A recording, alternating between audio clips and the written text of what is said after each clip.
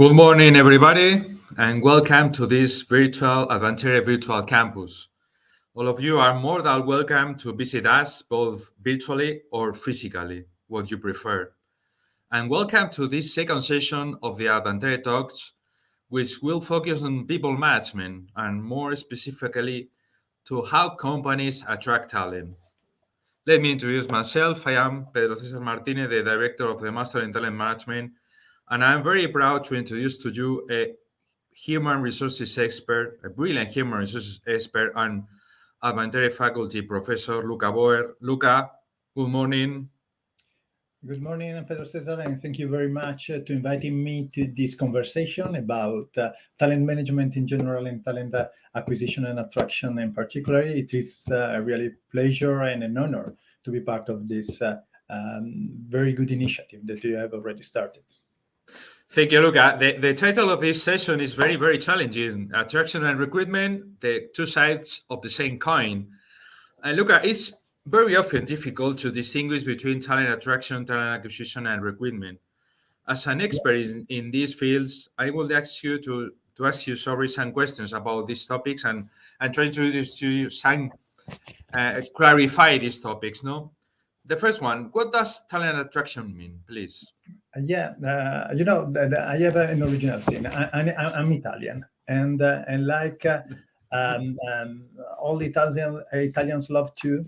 I would like to start from the semantics and the meaning of the word attraction. That comes from the Latin word attraere, which is composed by two elements, and ad intraere, which means pull towards you. This is the initial aim of any talent attraction initiatives: pull the needed talents towards your organization.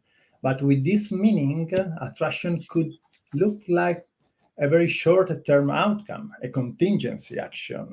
This is why attraction will never have to walk alone, as you said before, but always together with some other HR objective. In this case, I would prefer to use the word engagement. That means involve someone in a meaningful and purposeful relation that is a long-term effect.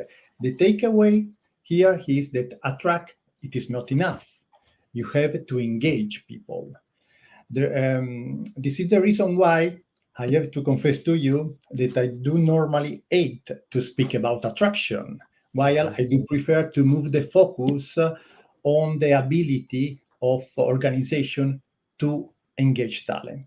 Anyway, having said that, it is true that nowadays talent attraction is more critical and more challenging than ever.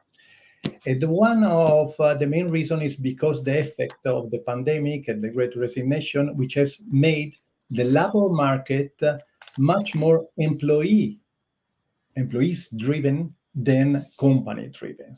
The power moved from companies to employees.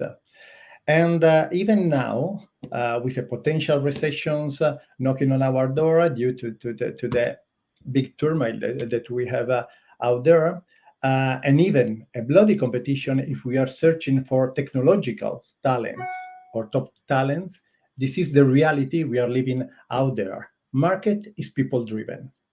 And tech professionals are today, let me say, the rock star of the labor market. And we have to try to understand them, to understand their behavior in order to be able to engage them. Anyway, after this initial digression, let's come back to the initial questions. What does talent attraction mean? Talent attraction refers to all the strategies, activities, initiatives that people management and talent acquisition professionals manage to make their company an attractive place to work, a clear employer of choice, in order to reach the attentions of the talent wherever they are. It is about, this is the very, very short answer, what happens before the recruitment process starts. So it's a matter to create awareness. I don't know if I have been able to answer to your initial question. Thank you so much, Luca. Is talent attraction the same as talent acquisition? I have some problem to hear you. Sorry. Is talent attraction, sorry, the same as talent acquisition? Oh, let's say, before answering to this, I guess that we have to fix what does talent acquisition mean. And to define talent acquisition, we could use a macro approach, a big picture, or a micro approach, the small picture.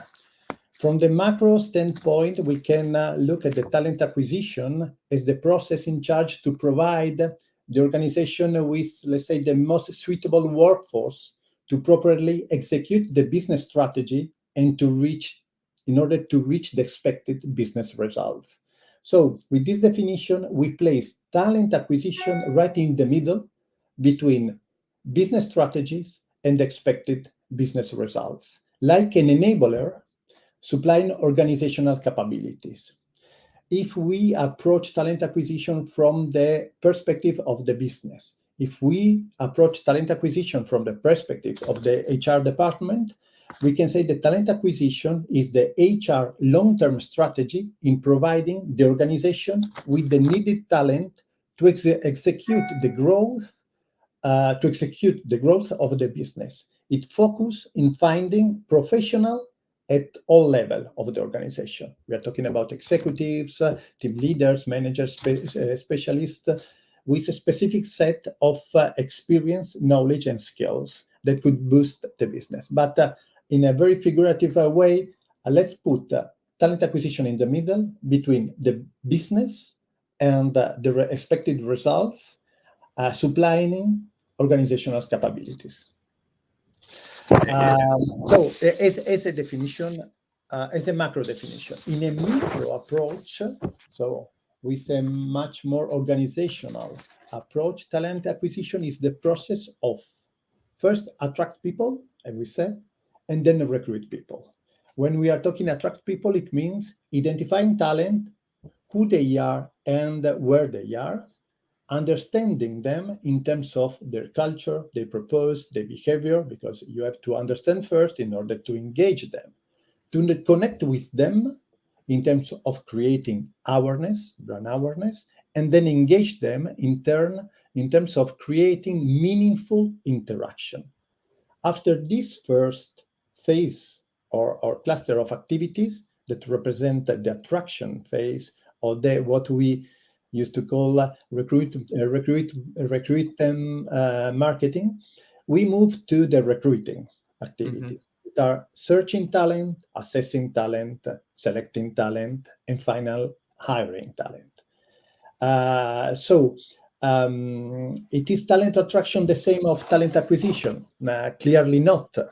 Attract and recruit are the two sides, as we said at the beginning, of the talent acquisition coin, and they define the value of the talent acquisition process. Talent acquisition is the whole process of attract, select, and onboarding talent, while talent attraction is focused on create awareness, consideration, interest, preparing the field before the recruiting process started. And let me add the last activities of the recruiting and the talent acquisition process, that is the onboarding. Once you have already defined or identified the talent who would like to hire, and you have already hired it. Because this is the border between the responsibility of a talent acquisition manager and the responsibility of a talent management responsible. Because it is the moment in which the talent acquisition manager make the handover to the talent acquisition, to the talent management responsible. So everything within HR and talent management is related. Thank you so much, Luca, and thank you so much for clarifying the similarities and the differences between both topics, and try to identify the highlights of both of them. The next question could be a more difficult question, sorry, Luca, but we have to try to help companies to make decisions. How can you measure talent acquisitions, for instance, using KPIs, no? Yeah. It's this is a fundamental questions, because I guess that we all agree with a well-known quote coming from Edwards Dewing, a leader in the field of quality improvement, who said or who quoted, "If you cannot measure it, you cannot manage it." So let me briefly go through the talent acquisition KPIs. I guess this is not the moment to identify and define a very long list of potential KPIs that you could use. What I would like to add to this discussion is just the frame that you have to use in order to identify the best, the better, or the KPIs that could be much more useful for you and your context. What we have to do is to identify KPIs accordingly to 4 main clusters or characteristics. This is my proposal. So let's think about KPIs that could cover that could be focused on the efficiencies of the process. There are KPIs that I call transactional KPIs. There are a second cluster of KPIs much more linked with the effectiveness of the process, focus on the quality of the outcome of the talent acquisition KPIs. A third clusters of KPIs that we could call them as experiential KPIs, aimed to understand the user experience.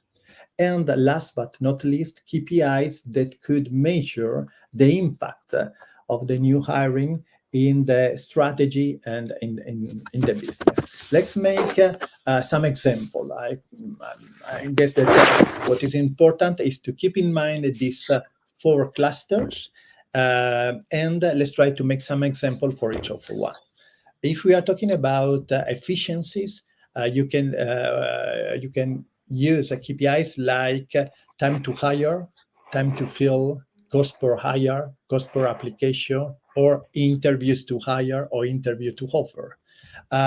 Accordingly to your aim, accordingly to where you would like to put the focus, let's try to identify a couple of KPIs related with efficiencies.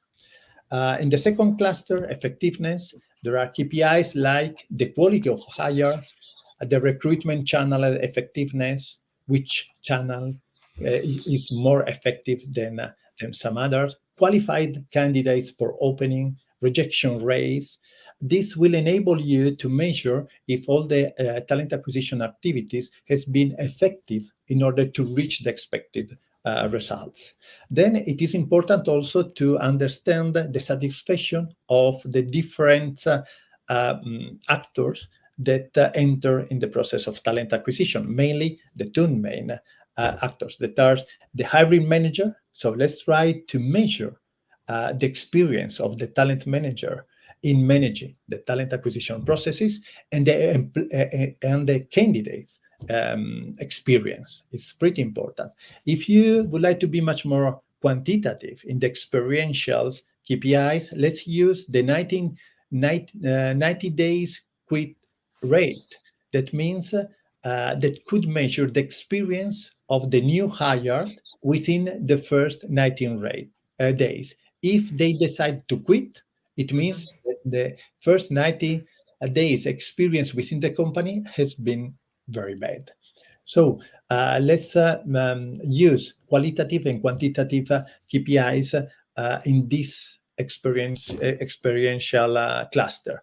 Last but not least, we should measure also the impact of the new hiring people within the organization, because this is the really last target that you have when you provide your organization with new capabilities. And in this last cluster, you could use the first year turnover rate, the first year's retention rate, the same target but with a different approach, the new hires job performance during the first years, or you can try also to identify some KPIs that measure the level of diversity and inclusion that you have used during that recruitment processes. But anyway, the takeaway here is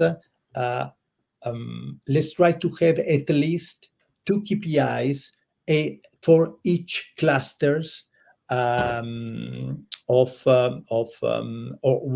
for each target that you have defined. A couple for efficiencies, a couple for effectiveness, a couple of experiential, and a couple of impact. Thank you so much, Luca, for your inspiring answer, because I think it will be very helpful for our audience to use this clear example in the four clusters. The next one will be about trying to identify with this inside or outside into the talent cycle, but I prefer uh, to ask you about the connections talent acquisition and talent management as a process. How does they fit, please? Yeah, you know that this is another one of my obsession or original sin. I always try to understand the big picture. So if you are talking, when you asked me to speak about talent attraction, I move the discussion to talent acquisition because it is important to understand that talent attraction is just the first step of the wider process that is talent acquisition. But also, when we are talking about talent acquisition, we should place talent acquisition within its big picture. And for me, the big picture is the talent management. But as usual, before talking about talent management, let's try to define it. For me, the talent management is the process in charge to identify and develop talents in order to nurture the present and future organizational capabilities. It means that it is a strategic HR business process sustained by three main pillars or sub-processes that are talent acquisition, as we already seen, talent development, and talent and organization. So when you define a talent acquisition strategy, let's try to frame it within your talent management strategy, taking care to identify precise responsibility for each of the processes that compose the talent management process. I know that I'm using in this very moment the talent management as the umbrella of the three processes, because sometimes people are using talent management just for one of the processes that compose the talent management, that is the talent development. As we said, talent management is composed by talent acquisition, talent development, and for creating organizational capabilities. Sometimes we are using talent management as just talent development, but for me, talent management has a wider scope, not just develop talent, not just talent assessment and talent development. Thank you, Luca. Unfortunately, we have to finish this nice and inspiring conversation, but I would like to spend the next 2 minutes to ask you about the future. How are the main challenges for talent acquisition? Nowadays, if we are go through the result of the most of the survey of discussion about these topics, artificial intelligence looks clearly like the hottest topic for talent acquisition, the number one. And if we wider our view, we discovered that artificial intelligence looks like to be the hot topics for all the business functions, all the business issues. This means that artificial intelligence worth a dedicated sections, not just on talent acquisition. I would like just to, and eventually I would like to focus the talent acquisition we should focus much more on how technology is reshaping HR and people management. The only thing about artificial intelligence is if you would like to go deeper into it, you should have at least two perspectives, the recruiter perspective and the candidate perspective. AI has a lot to offer to the recruiter, and it makes life easier for the candidate. But let me try to land now on the ground, focusing on other trends that could be much more manageable for us. The first, that it looks very obvious, is the remote work.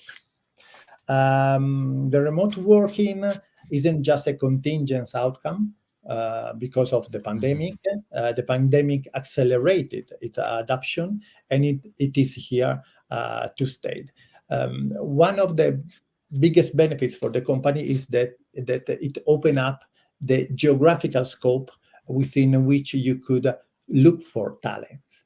Now you can consider talent very far away from you and engage them in your organization and integrate them into your organization with a remote job.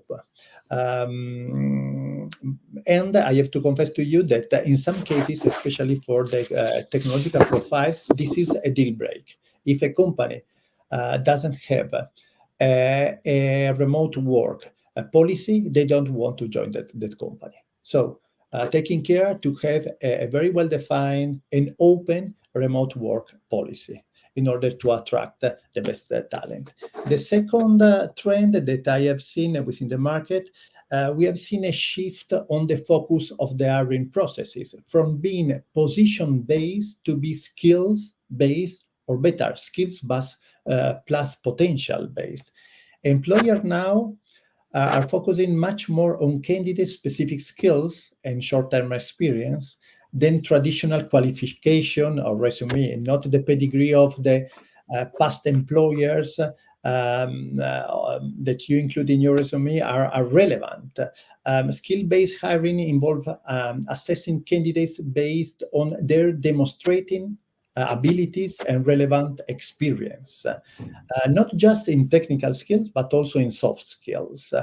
And I would add one more point, not just skills, but also the potential, the ability to still learning, to maintain updated their competencies. So now we don't care when we are looking for a profile about the position that they have covered, but about the competencies and skills that they really have. Then the third that also pretty interesting is the more and more companies try to anticipate their recruitment needs by identifying talent pools. Truly talent believers, employers will try to engage early conversation with potential candidates while they are still in the school. And you have an example. Last year, master program in HR, the most of the student has been hired by company. That means that company look at them before their real hiring needs arose. On the other side, while they are still working in their current job and company, we aim to produce some talent pool within the company immediately activable. So I love to name this activable talent pool, where activable is a create set of potential candidates ready to join the company right away. So having activable talent pool already identified, it is important to be very, very responsive to your future needs. Another hot topic that is still there is the working on the employer branding. Having installed a strong employer brand to increase company awareness, differentiations, and appeal to the targeted candidate is critical to attract people. And we can add to the all the activities related with employer branding. Also, it is important your employees are ambassadors of your company reputation. So the employee advocacy, it's important and very connected to the creation of the employer branding. And also you have to take care in order to boost the employer branding to the candidate experience. Take care of that. Another one very linked with the last topic that we have touched in this discussion is the data-driven recruitment. What we have already discussed is the importance to have recruitment analytics. Recruitment KPIs are becoming more and more relevant on the side of optimizing, if you have seen, the hiring process, or on the side to identify candidates who better fit with the recruitment company needs. So focus on KPIs, develop and identify very useful KPIs for your business.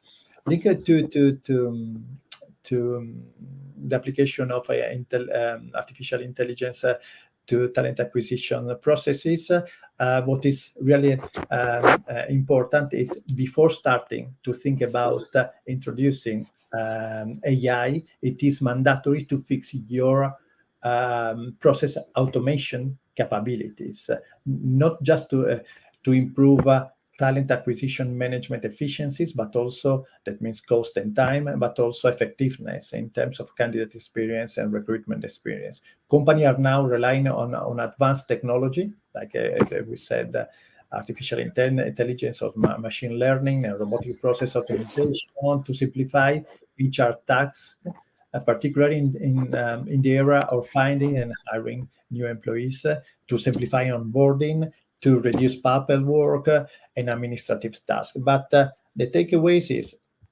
as I said at the beginning, before starting to think about AI, let's try, and it is mandatory, to fix the process automations. This is pretty important. In terms of organization, you have to think about the inside-out management process of talent acquisition. This is how to structure and manage talent acquisition management process in terms of in-house versus outsourcing resources.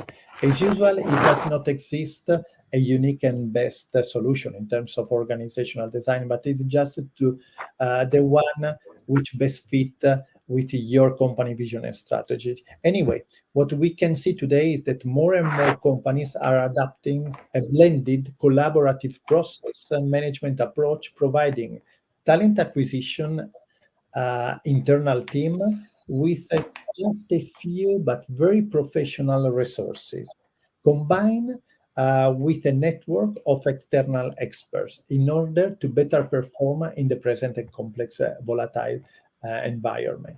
So let's try to structure your internal team, not with a big structure, but relying on in a very professional external support. Another trend is that when we think about talent acquisition, we think normally to hire employees. But nowadays, in a gig economy and in a freelancing world, this had another level of complexity. This reshaped the way companies execute and operate their business. Companies utilize the gig economy to access to the gig economy to access to specialized skills and diverse talent on demand. It is not mandatory to have all this talent within your structure. To be much more agile, it is better to rely on an external expert. And on the other side, you have freelancers that enjoy the freedom to choose project and not to choose to work just for a company. And this is an option that we have. And we have to approach them and to engage them in a different way, and with different tools compared to the one that we are using to engage potential employee. So identify and recruit expert with project-based labor relationships is important, not just having employees within your organization. Last but not least, I guess another hot topic is the diverse equity and inclusion. It is not just a matter to be politically correct, but this could add a lot to the business in terms of vision, in terms of creating a diverse company culture that could better understand the world in which you are making your business. So, very, very briefly, these are the main trends that we can face nowadays in the market. Thank you so much, Luca, for this challenging exercise you did. Thank you so much for your time, for your clear explanation as an example, and for your knowledge. And goodbye, everybody. Thank you so much for attending this seminar. And I would like to invite to visit us our virtual campus, our headquarters in Advantere. And I hope see you next month with another inspiring episode of Session of Advantere Talks, focus on people management. And in this next episode, we are going to talk about employee experience. Goodbye. Have a nice day. Thank you. Have a good day.